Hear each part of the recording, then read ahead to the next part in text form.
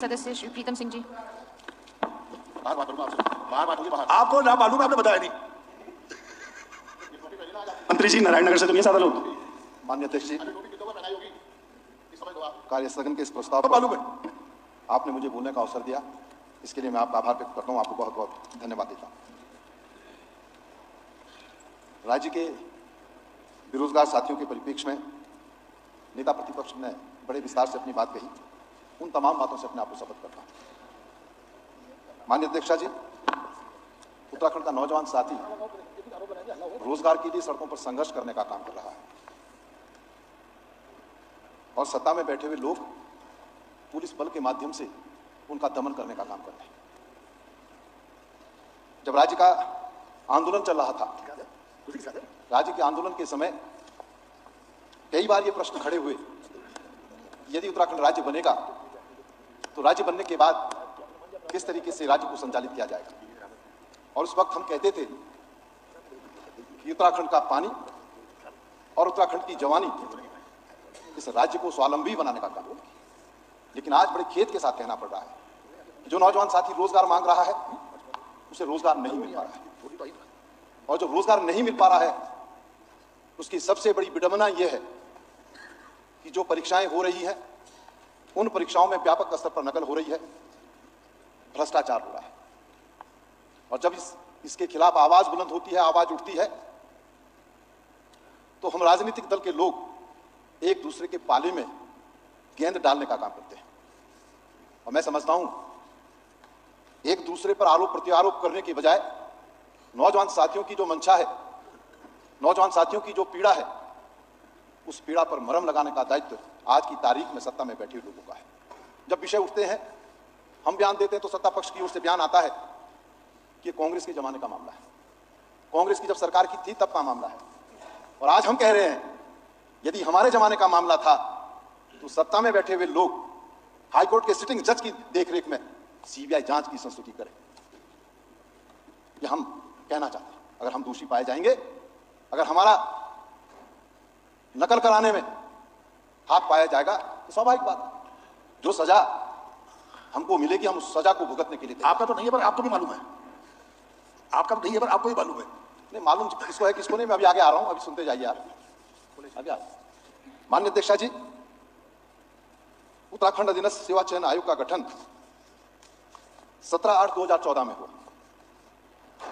और गठन के बाद उत्तराखंड अधीनस्थ सेवा चयन आयोग द्वारा 88 परीक्षाएं संपन्न कराई गई और इन 88 परीक्षाओं में से 5 परीक्षाओं में नकल होने का अंदेशा या जांच में नकल हुए पाए जाने पर उनको निरस्त किया गया।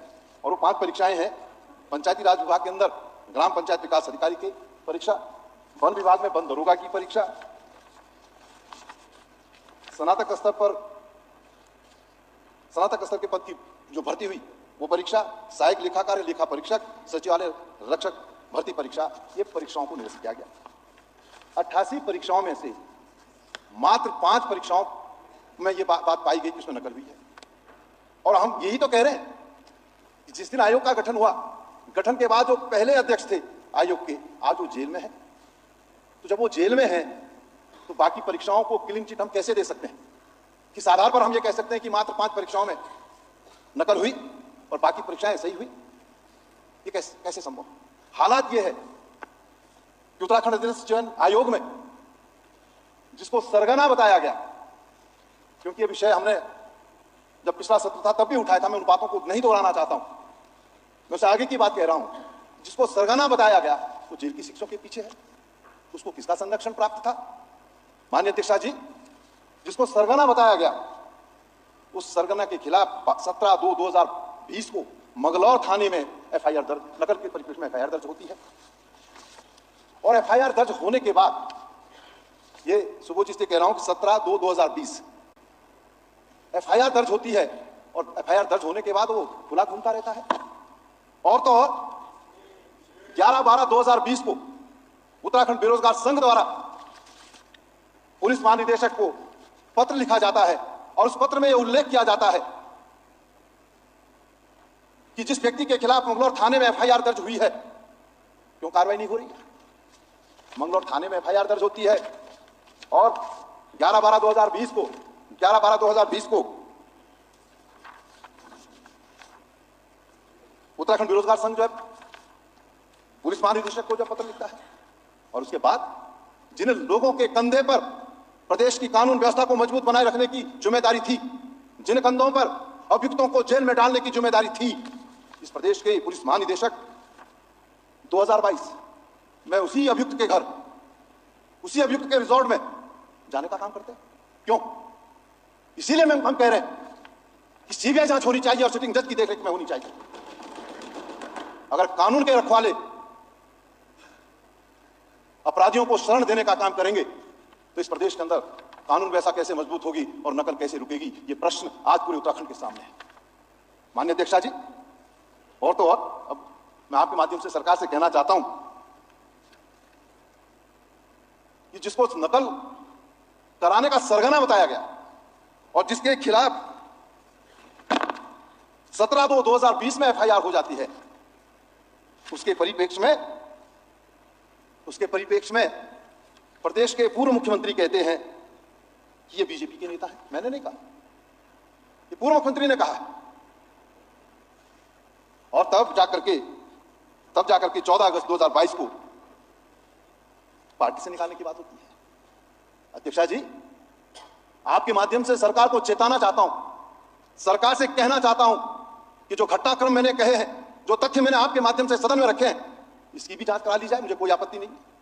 लेकिन प्रश्न यह है कि नौजवान साथी कहता है कि उसको रोजगार मिलना चाहिए और उस रोजगार पर डकैती डालने का काम वो लोग करते हैं जो नकल कराने के जिनको सरगना बताया जाता है। आखिर उन सरगनाओं को किसकी शय है? मैं तो एक बात के लिए साधुवाद देना चाहता हूं सरकार को कि हम शुरू से एक बात कह रहे थे कि भाई सीबीआई जांच होनी चाहिए और हाईकोर्ट के सिटिंग जज की देखरेख में होनी चाहिए। एक बात के लिए इसलिए साधुवाद दे रहा हूं माननीय अध्यक्ष जी कि कम से कम हाईकोर्ट के सिटिंग जज की बात तो आपने मानी, लेकिन सीबीआई जांच की संस्तुति क्यों नहीं कर रहे हो? जब आप ये कहते हैं कि कांग्रेस के जमाने का मामला है, तो आपको तो 4 कदम आगे बढ़कर के जो तत्काल प्रभाव से जो है सीबीआई जांच की संस्तुति करनी चाहिए थी, लेकिन सरकार कदम पीछे खींचने का काम इसलिए कर रही है। अगर सीबीआई जांच होगी तो उसमें बहुत सारे वो लोग जिन लोगों ने जिस व्यक्ति को नकल का सरगना बताया गया है उसको संरक्षण देने का काम क्या है, वो भी घेरे में आएंगे, वो भी सीबीआई की रडार पर होंगे और हाईकोर्ट के सिटिंग जज की जब जांच होगी तो दूध का दूध और पानी का पानी हो जाएगा। हालत ये स्थिति है इस प्रदेश में। और जब उत्तराखंड अधीनस्थ सेवा चयन आयोग परीक्षाओं को सही तरीके से संचालित करने में अक्षम साबित हुआ, तब उसके बाद परीक्षाओं को कराने की जिम्मेदारी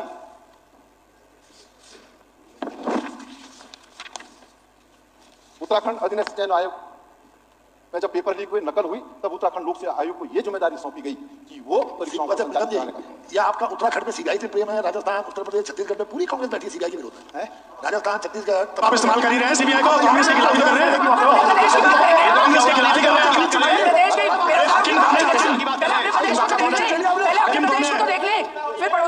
मैं माननीय अध्यक्षा जी, क्योंकि सम्मानित हमारे मंत्री हैं सुबोध जी ने एक बात कही कि ये जब ये उन्होंने कहा कि सीबीआई जांच से आप दिल्ली से क्यों डर रहे? एक कटु सत्य, इसमें कोई सत्य छुपा हुआ नहीं है कि जो आवाज सत्ता में बैठे लोगों के खिलाफ उठती है, उस आवाज को दबाने के लिए सीबीआई, ईडी और इनकम टैक्स का प्रयोग लगातार होता है।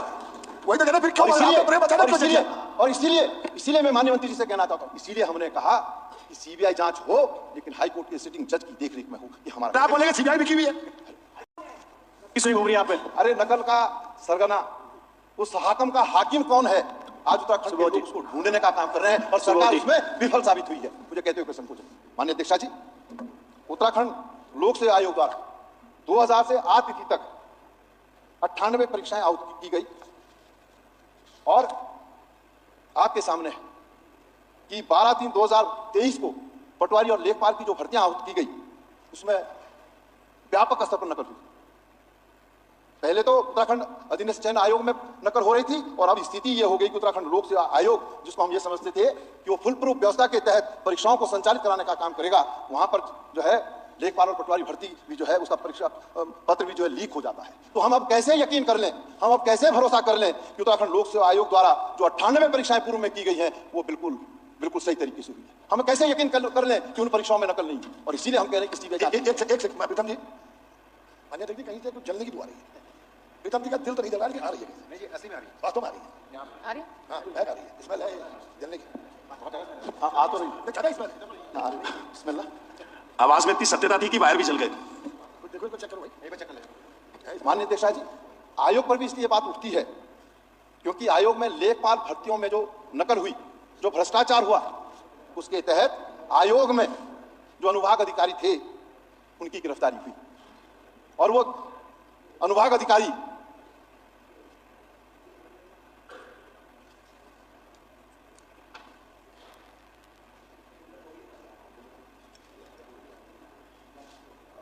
क्या नहीं, मैं सबका ध्यान तो चला गया, नहीं, खासतौर से पीठ का ध्यान चला जाए तो फिर मैं अपनी बात नहीं, आप बोलिए, आप बोलिए। सरकार तो चाहती है मैं सुन कि रही सही तथ्य जो है सदन के अंदर ना आए। आप बोलिए, प्लीज। इसलिए वो कह कर आप बोलिए, बात चल रही सत्यता थी है। उसमें, आग लग गई। प्रदेश में भी आग लगी हुई है। सरकार का आरोप लगा रहे। आप बोलिए। माननीय अध्यक्ष जी, आयोग में पटवारी और लेखपाल की जो भर्ती हुई उसका पेपर लीक हो जाता है और जो पेपर लीक होता है, जो उसमें भ्रष्टाचार होता है, उसमें आयोग में जो अनुभाग अधिकारी है उसकी गिरफ्तारी होती है। और मैं आपके माध्यम से सरकार से कहना चाहता हूं, वो अनुभाग अधिकारी 7/5/2004 से आयोग में कार्यरत थे। 2005 से जो व्यक्ति आयोग में कार्यरत है वो 12/2/2023 को जो लेखपाल की भर्ती होती है उसमें संलिप्त पाया जाता है। अब जो अनुभाग अधिकारी इस परीक्षा में नकल कराने में जो है सम्मिलित पाया जाता है, तो इससे पूर्व जो आयोग द्वारा जो है 98 परीक्षाएं की कराई गई है, उसमें हम ये कैसे मान ले कि इसमें नकल नहीं हुई। इसलिए तो कह रहे हैं हम कि हाईकोर्ट के सिटिंग जज की देखरेख में सीबीआई की जांच होनी चाहिए। और गजब स्थिति क्या है, जब पटवारी और लेखपाल में परीक्षा लीक हुई तो उसके बाद आयोग के लोगों ने कहा कि हम ऐसी व्यवस्था करेंगे कि नकल नहीं हो पाई। हम 4 सेट बनाएंगे, ये कहा था ना, हम 4 सेट बनाएंगे और फुल प्रूफ व्यवस्था करेंगे। लेकिन उसके बाद हुआ क्या, जब परीक्षा हुई एक ही सेट सर्कुलेट किया गया। क्यों? और ये हमने नहीं कहा, ये तो आयोग के, अगर मैं आप कहेंगे, क्योंकि सदन के अंदर जो है समाचार पत्रों का संज्ञान नहीं लिया जाता है, तो इसलिए मैं इसको सिर्फ मात्र दिखा रहा हूं। कहा है इसमें हम इस व्यवस्था को करने का काम करेंगे, ये व्यवस्था नहीं कर पाए। तो आज यूकेएसएससी और आयोग दोनों ही जो है शंका की दृष्टि में है। दोनों ही आयोगों की जो भूमिका है उस पर प्रश्न चिन्ह खड़ा हो गया है और इसलिए दोनों ही आयोगों द्वारा जो परीक्षाएं की गई है, हमारा कहना है उन तमाम परीक्षाओं की जो है सीबीआई के माध्यम से जांच होनी चाहिए। मैं मान्य देखिए, थोड़ा सा समय दूंगा, ये तो अजीबोगरीब स्थिति है इस प्रदेश की, दुर्भाग्य इस प्रदेश का। इस प्रदेश के अंदर भर्तियों में अनियमितताएं लगातार होती आ रही, संविधान का उल्लंघन हो रहा है, आरक्षण का उल्लंघन हो रहा है, नियमावलियों को धत्ता बताया जा रहा है और शैक्षिक योग्यता को भी धत्ता बताया जा रहा है। मुझे कहते हुए कोई संकोच नहीं है, किसी भी पद पर अगर कोई भर्ती होती है तो उसके लिए शैक्षिक योग्यता एक बहुत बड़ा पैमाना होता है। लेकिन 8वीं पास व्यक्ति सहायक कंप्यूटर के पद पर कार्यरत हो जाए, 10वीं पास व्यक्ति सहायक समीक्षा अधिकारी के पद पर कार्यरत हो जाता, नौकरी मिल जाती है। तदर्थ और नियमितता खेल करके जिस तरीके से इस प्रदेश के अंदर नौकरियों में बंदरबांट हो रही है, माननीय अध्यक्षा जी, आज उत्तराखंड का नौजवान उसे स्वीकार करने के लिए तैयार नहीं है और इसीलिए नौजवान साथी सड़कों पर संघर्ष करने का काम कर रहा है। सरकार से कह रहा है, यदि प्रदेश के अंदर अनियमित तरीके से भर्तियां होंगी, नकल का बोलबाला होगा और भ्रष्टाचार होगा, तो नौजवान साथी सड़क पर उतर करके सरकार के खिलाफ संघर्ष करने का काम करेगा। और अगर पुलिस बल के माध्यम से नौजवान साथियों को रोका जाएगा तो इस युद्ध में कांग्रेस उनके साथ खड़ी होगी। ये मैं आपके माध्यम से सरकार को कहना चाहता हूं, चेताना चाहता हूं। मैं आपका आभार व्यक्त करना चाहता हूं।